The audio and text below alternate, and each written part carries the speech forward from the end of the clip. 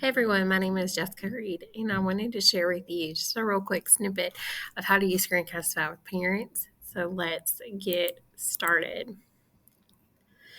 All right, as I said, my name is Jessica Reed.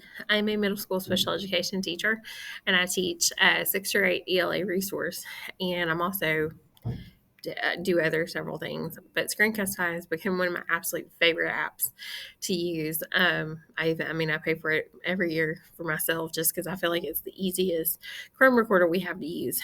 So I am going to take away my face, but hi, and we are going to get started. So, using Screencastify with your parents is a great option because sometimes when you communicate with a parent and you've got an email, it can be very frustrating for all those, especially because sometimes you can misconstrue an email. Here we go. So, Screencastify can help. Working with our parents this year has been very stressful.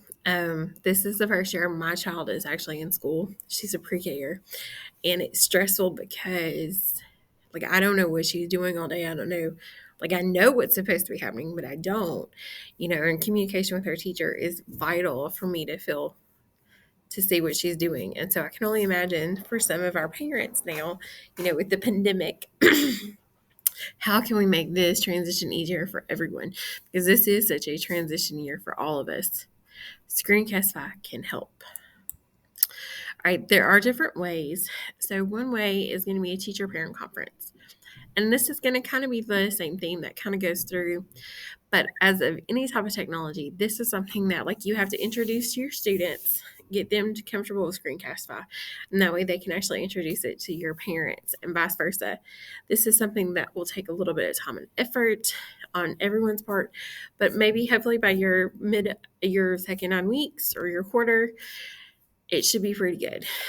Using it for a teacher parent conference is a great idea because a lot of times some of our teachers, like for me personally, I'm not able to meet for my child 8 to 3 because I teach. So I teach Eastern, but I live Central. And so it's really hard for me to get to my daughter's school. So I can only imagine if you're doing a 9 to 5 job, when are you supposed to magically meet? Well, this is one way. The teacher can actually create a little video and say, hey, here's how so and so's doing, and send it back, and the parent can respond and ask questions. It just kind of opens up a whole bunch of availability that may not have happened before. But now, like anything else, as a teacher, you would want to be mindful of what you say in the meeting and just your basic ethics and protocol. Make sure that everything is within certain reasons. So it may be one of those things that you kind of practice a few times because you don't want to look like a doofus with a parent. So, okay, here's the one that I just, as a special ed teacher, gets me so excited. As you can see my little dance, like I say by the bell, I'm so excited. You can show student progress. So this really allows for so much. Students who are special needs have IEP goals, and so often we have to do progress monitoring on these goals. We all know as teachers, data is king, and therefore it is vital that we can show parents or the state, hey, so-and-so is getting this. They are making progress. And one way is to actually have the students do a Screencastify. You can have the kids do things for assignment explanations, showing their progress in the classroom. Maybe you can do a compilation video of day 1 to day 5 to day 10 off of the project, or just even good things that are happening in the classroom. That could be the student reading a story. That could even be the kid practicing who maybe has struggles speaking in front of people, practicing their speaking through the Screencastify. I just love it because I think any way that you can be positive for the kids is going to help them so much in the classroom. And the kids get really excited because they're like, ooh, like Lamont Glamour shot. So it's always a great opportunity to allow them to take a little bit of charge of their learning and of their own reporting to show that they can just show their progress. Okay. Like I said, kind of the same thing. Parents can still participate too. So here's the cool thing that I love involving parents in my classroom, because parents can also be learners. And so, a lot of these sound like very redundant, but it's just kind of in different ways. So your parents could, maybe you do a big show, like a big talent show. The parents can watch the recorded project. They can watch show and tell. Now, obviously, with anything that's on video, you would have to make sure that you have prior parent approval. Like if so and so is going to be in the video, I mean, all of these things have to be very explicitly stated, but it could be a great opportunity. Parents could participate by my sharing either culture, and I'll say my because our classrooms are so made up of so many different dynamic personalities and cultures, which is so cool, that it enables us to really learn more than just like your little corner of the world. You know what I mean? They could even read a story. The kids, it could be like your mystery reader, and they have no idea. And the parent records it and then uploads it, and it's so exciting. And you can record the class getting excited back. It's just really cool. Or sharing their jobs. So many of our kids' parents have unique jobs. I could record what it's like to be a middle school teacher because middle school is so different than elementary and it's different than high school because of that age range of kids. You know, I could, if you have a parent who is a doctor, maybe they are a pediatric doctor. What is the difference between that or like someone who like looks at stomachs all day? I mean, stuff like that's kind of cool.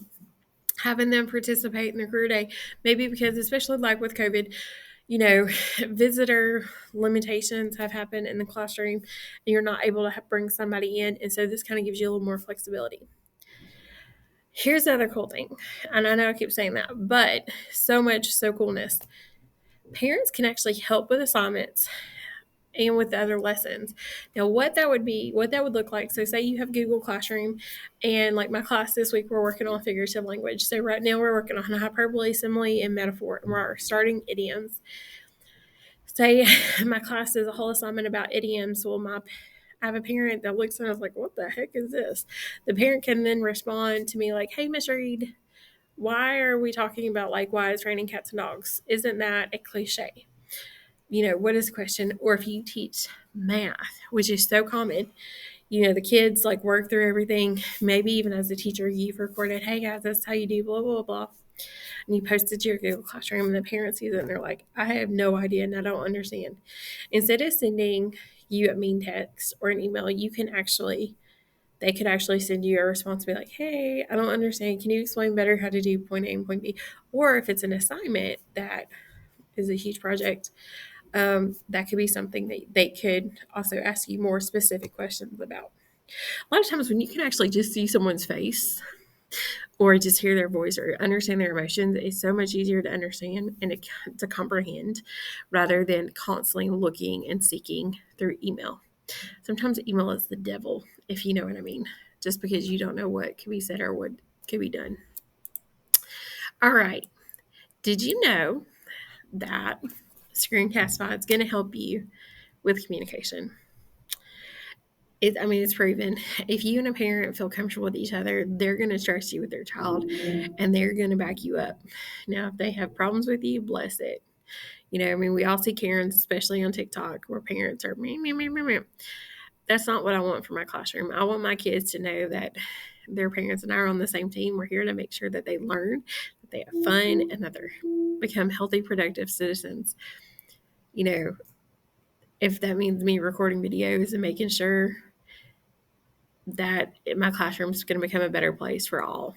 So, also, if you have students who also, like I do, our ELL, which is English Language Learners, or ESOL, English as a second language, sometimes it can help break down barriers, like communication barriers, because you could be talking something and it could transcribe through Google Translate and you record it and send it to the parent and vice versa. Because there's so often in different languages, things are misunderstood or like words are not as common as we think. And English is a very hard language to learn. So, okay, now what? Well, like I said, Screencastify can help. My little thingamabopper is hiding behind it.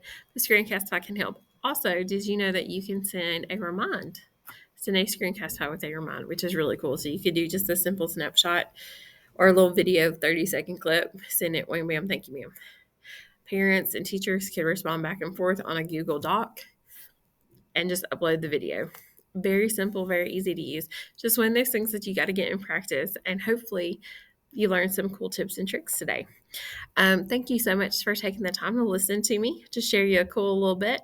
And if you have any questions, my Twitter is at Kentucky Girl in Alabama. My email is jessicareed996 at gmail.com. I hope to hear from you soon. Thanks.